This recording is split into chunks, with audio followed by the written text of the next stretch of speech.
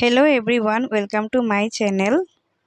আজকে আমি এসেছি তোমাদের সাথে একটা রেসিপি শেয়ার করব।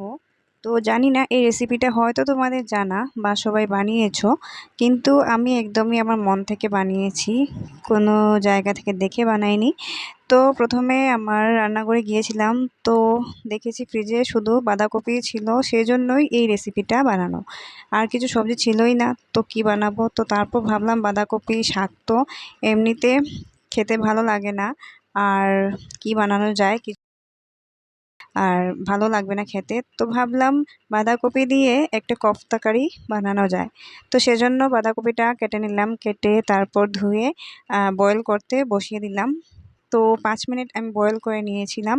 তো একটু নরম নরম হয়ে গেছিলো। তো তারপর এই ঝুড়িটার মধ্যে বাঁধাকপিটা রেখে দিলাম জল ঝরানোর জন্য। তো যখন জলটা ঝরে যাবে, তো আর একটু ঠান্ডা হয়ে যাবে, তারপর আমি এটা গ্রাইন্ডারে দিয়ে একটু পেস্ট বানিয়ে নেব। তো তারপর যতক্ষণে বাঁধাকপিটা ঠান্ডা হচ্ছিল, ততক্ষণে আমি একটু টমেটো কেটে নিলাম আর টমেটোটা পেস্ট বানিয়ে নিলাম। তো এখানে দেখো আমি বাঁধাকপির যে পাতাগুলো ছিল সেগুলোকে আমি পেস্ট বানিয়ে নিয়েছি। তো তারপর এখানে আমি চালের গুঁড়ি অ্যাড করেছি, তারপর হলুদের গুঁড়ো অ্যাড করেছি, আর একটু গুঁড়ো মশলা অ্যাড করেছি।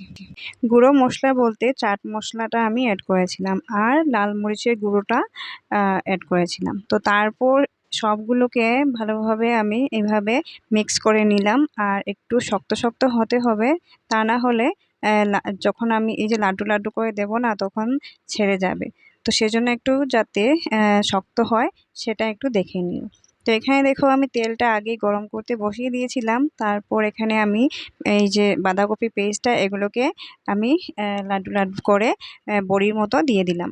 তারপর এগুলোকে ভেজে নিলাম ভালোভাবে, একদম মিডিয়াম ফ্লেমে ভেজেছিলাম। তো লাল লাল হয়ে গেলে তারপর উঠিয়ে নিতে হবে। আর বন্ধুরা, তোমরা কি এইভাবে এক্সপেরিমেন্ট করো রেসিপি নিয়ে? তাহলে আমাকে জানাবে। আমি তো অনেক এক্সপেরিমেন্ট করি, প্রায় সময় আমি এক্সপেরিমেন্ট করতে থাকি। তো এখানে দেখো আমার বড়াগুলো হয়ে গেছে, একদম লাল লাল হয়ে গেছে, কি সুন্দর হয়েছে দেখো। আর তারপর বড়াগুলো হয়ে যাওয়ার পর আমি এখানে তেল ছিল, তো সেই তেলের মধ্যেই শুকনো লঙ্কা দিয়ে দিলাম, আর একটা তেজপাতা দিলাম, আর দিলাম গোটা গরম মশলা দিয়েছিলাম। তারপর এখানে আমি টমেটোর পেস্ট যেটা বানিয়েছিলাম সেটা এড করে দিলাম। তারপর টমেটোর পেস্টটা একটু সাঁতলিয়ে তারপর এখানে আমি হলুদের গুঁড়া, ধনে গুঁড়া, জিরে গুঁড়া, আর কি ছিল, হ্যাঁ, লাল মরিচের গুঁড়া, এইগুলো দিয়ে দিলাম, আর একটু চাট মশলা দিয়েছিলাম। তো তারপরে এখানে দেখো একটু টক দই অ্যাড করে দিলাম, দিয়ে ভালোভাবে আমি এই মশলাটাকে কষিয়ে নেব। কষিয়ে ভালোভাবে দেখো যখন তেলটা ছেড়ে যাবে, তখন আর একটু ভালোভাবে ভেজে তারপর এখানে আমি ঝোলটা দিয়ে দেব। তো ঝোলটা আমি একটু বেশি করেই দেব, কারণ বড়াগুলো জলটাকে একদম শুকিয়ে নেয়। তো এখানে দেখো আমি কতখানি ঝোল দিয়েছি, তো তোমরা নিজের মতো করে দিয়ে দেবে। তো এখানে তারপর আমি বড়াগুলো দিয়ে দিলাম, আর দেখো কি সুন্দর একটা কালার এসেছে। আর আগে আমি নুনটা অ্যাড করিনি, তো লাস্টলি আমি নুনটা অ্যাড করেছিলাম, আর এখানে দুটো কাঁচা লঙ্কা অ্যাড করে দিলাম। তো বন্ধুরা, তোমাদের কাছে ধনে পাতা থাকলে দিয়ে দিতে পারো, আমার কাছে ছিল না। তো এই যে আমার এই কোফতা কারিটা রেডি, আর এটা আমি ভাত দিয়ে খাবো। আর এখানে ঝুরি আলু ভাজা করেছিলাম, তো এগুলো দিয়েই আমি রাত্রে ডিনারটা করেছিলাম।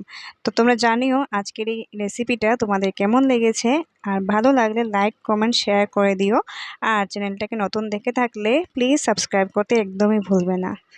টাটা।